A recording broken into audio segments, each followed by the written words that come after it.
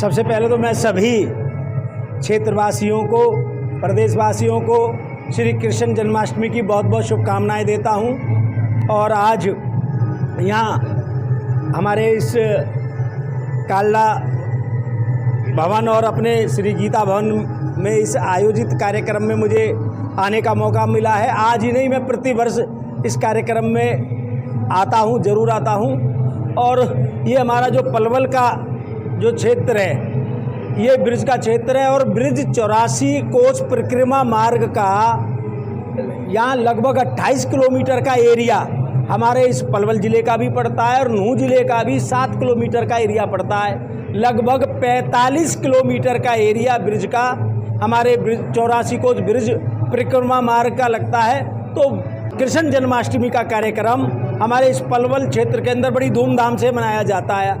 मंदिर सजाए जाते हैं, अनेकों जगह झांकियाँ निकाली जाती हैं। किस तरीके से श्रद्धालुजन पूरे उत्साह के साथ, जोश के साथ भगवान श्री कृष्ण के जन्म दिवस को मनाते हैं। और इसी तरीके से ये भजन संध्या रात्रि 12 बजे तक चलती है और पूरा उत्साह और आनंद का माहौल हमारे सारे पलवल के क्षेत्र के अंदर होता है। देखिए, हमारा जो ये छठ मेला है, ये कदीमी मेला है और पहले ये मेला आज से नहीं, सदियों से चला आ रहा है और बीच में थोड़ा ये मेला हमारा रुका था, लेकिन अब लगातार, चाहे कोरोना काल भी रहा है, चाहे उसमें कोरोना काल में केवल बलदेव महाराज जी का आरती दर्शन करके ही रहा, लेकिन अब की बार बड़े उत्साह और जोश के साथ हमारा ये छठ मेला चल रहा है और जिसमें हमारे इस पलवल शहर के सभी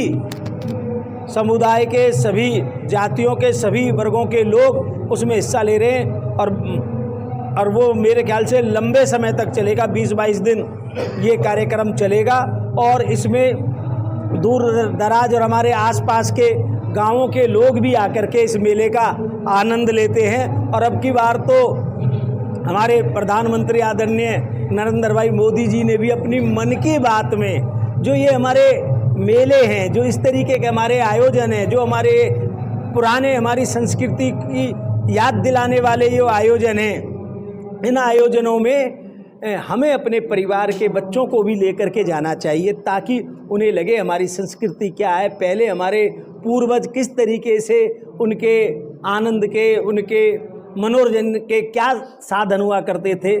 तो आज पलवल का सारा क्षेत्र, हमारा पलवल का ब्रिज का क्षेत्र आज कृष्ण में हुआ है और मुझे लग रहा है कि सब आनंद के साथ कृष्ण जन्माष्टमी को मना नहीं, परिवार के साथ जाते थे और मेरी छोटी बहन तो मेरे से जिद करती थी, मैं उसको भी साथ लेकर के सारे परिवार के साथ जाते थे। और मैं आज भी, अभी जब मैं हूँ तो मेरे परिवार के बच्चे सारे मंदिरों में जा रहे और ये तो उत्साह का वातावरण देखते हैं। और मुझे लग रहा है ज़्यादा संख्या, अभी मैं आदर्श कॉलोनी के एक कार्यक्रम में से होकर आ रहा, मुझे लग रहा है कि ज़्यादा संख्या वहाँ बच्चों की थी और कितने उत्साह और जोश के साथ कोई राधा बन रहा है, कोई कृष्ण बन रहा है। देखिए, जो कोरोना का समय आया तो उस समय भी श्रद्धालुजनों ने जिस पर जैसे बना उस तरीके से अपनी कृष्णा जन्माष्टमी को मनाया।